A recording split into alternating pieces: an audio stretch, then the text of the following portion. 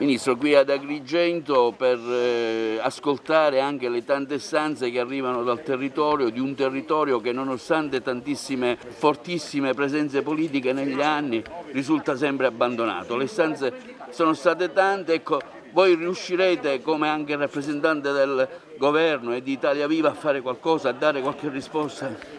La sfida è quella di dare delle risposte al territorio, la sfida è quella di dire abbiamo adesso risorse importanti che arrivano dall'Europa, bisogna investirle bene e bisogna investire nei tempi utili.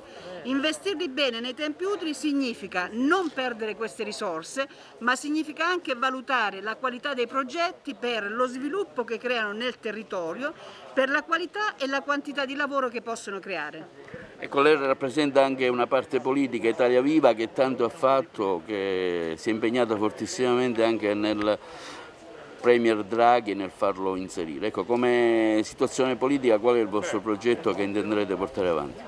Ma il nostro progetto è quello di lavorare per una grande area riformista e per lavorare perché questo Paese abbia una classe dirigente che sia in grado di dare risposte ai problemi delle persone. Senza le mie dimissioni non ci sarebbe il Presidente Draghi. Io sono convinta della scelta che ho fatto, la rifarei perché finalmente c'è a Palazzo Chigi una persona che è in grado di guardare in faccia i problemi e di assumere la responsabilità di dare le risposte anche quando le risposte non sono proprio quelle che noi vorremmo, però bisogna dire alle persone la verità, perché altrimenti facciamo vedere cose che poi non si concretizzano e questo crea sfiducia nella politica e nelle istituzioni. Il rapporto con Letta del PD, attuale nuovo segretario, quale sarà?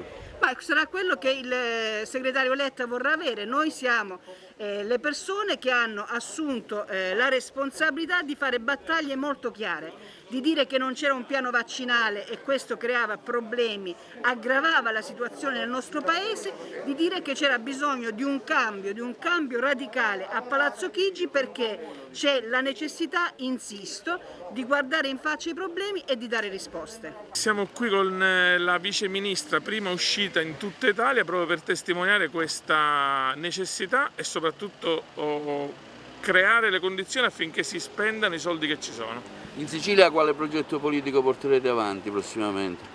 Questa è una bella domanda, ancora c'è un po' di tempo, dobbiamo aggregare tutti i riformisti e dobbiamo mettere in campo le forze migliori che ci sono in questa terra, sono tante e qui di Agrigento già ce ne sono parecchie. Michele Termini, avvocato, una scelta che lei ha fatto nel tempo con Italia Viva, come mai e quali presupposti l'hanno portata ad aderire al partito di Renzi?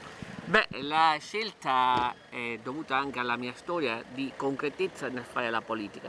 Oggi la politica non può essere soltanto chiacchiere, le solite enunciazioni dei problemi, parlare sempre di quello che sono come una riunione, come ho detto poc'anzi alla ministra Bellanova, degli alcolisti anonimi. Venire in Sicilia e parlare solo di problemi.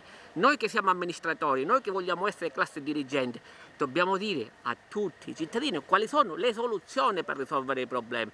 Non dire sempre enunciazione di problemi e dire mancano i soldi. Se i soldi mancano lo mette lo Stato, lo mette la Regione. Ma noi cosa proponiamo per risolvere i problemi del Porticciolo? Cosa proponiamo per risolvere i problemi delle strade della provincia di Agrigento? Cosa proponiamo per risolvere i problemi dei nostri amici agricoltori che ogni volta pagano due prezzi politici?